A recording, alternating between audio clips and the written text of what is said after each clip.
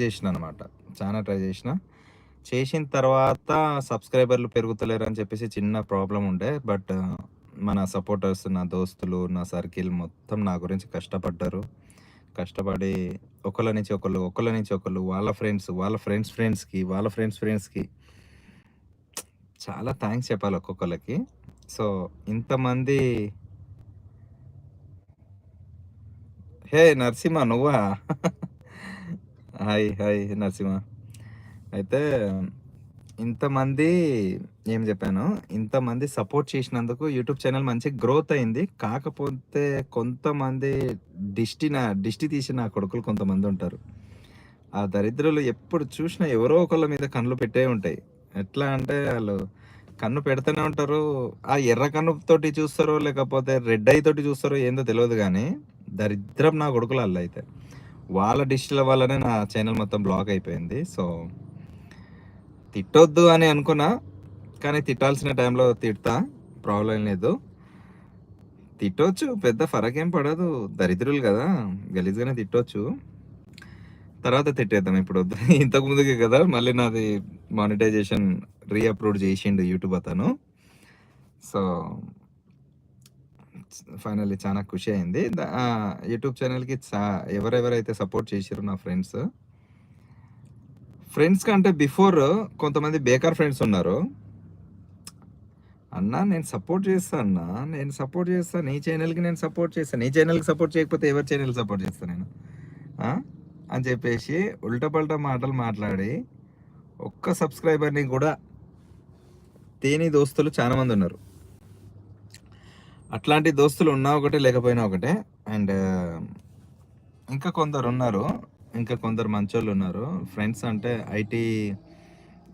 Employees.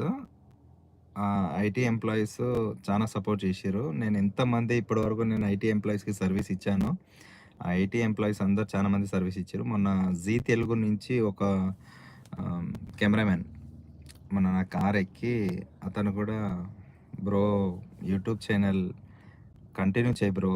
అది ఏం కాదు. ఎలాంటి ప్రాబ్లమ్స్ ఉండవు.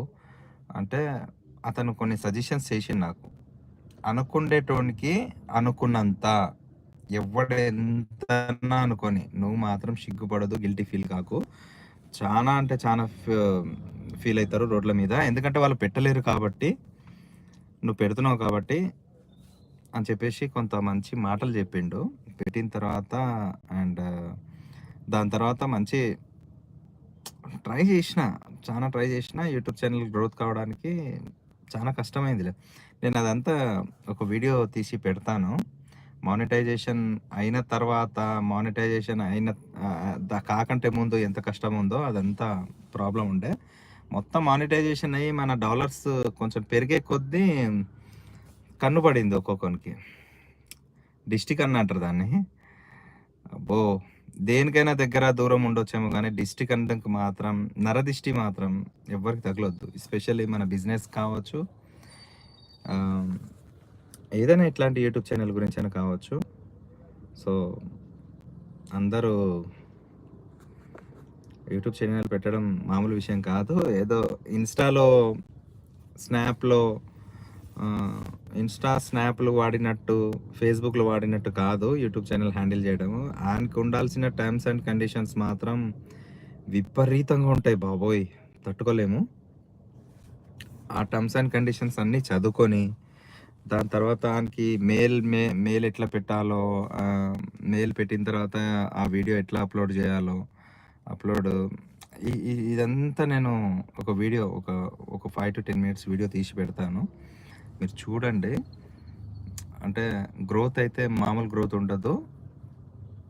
ఇప్పుడే స్టార్ట్ అయింది కదా! ఇంకా మనం ఏందో చూపించేద్దాం. నేను మాత్రం ఎస్పెషల్లీ మనీ గురించి మాత్రం యూట్యూబ్ ఛానల్ పెట్టలేదు. మనమంటూ కొంచెం ఫేమ్ సంపాదించుకోవాలి. ఇంకా జనాలలో మనం కనిపించాలి. పబ్లిక్ మనను సపోర్ట్ చేయాలని చెప్పేసి కాన్సెప్ట్ తోటే నేను అనేటోడిని ఒకనున్నా అని తెలవడానికి యూట్యూబ్ ఛానల్ పెట్టినా. ఓకేనా? అండ్ నాకు కూడా వర్క్ టైం అయింది. మొత్తం వీడియోలో తీసి పెడదాం. చాలామంది చాలా బిజీగా ఉన్నట్టున్నారు. ఎవళ్ళు ఆన్లైన్‌లో లేరు. సో